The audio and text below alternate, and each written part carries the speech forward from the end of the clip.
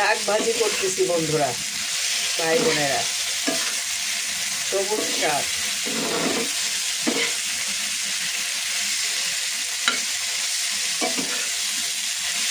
ভাজিটা হয়ে আসছে।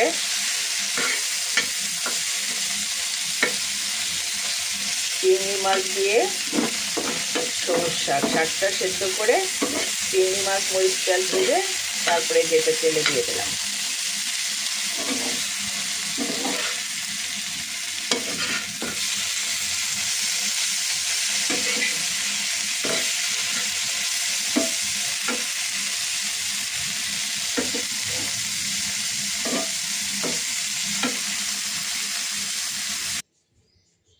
এই যে শাক ভাজিটা নামাই নিলাম।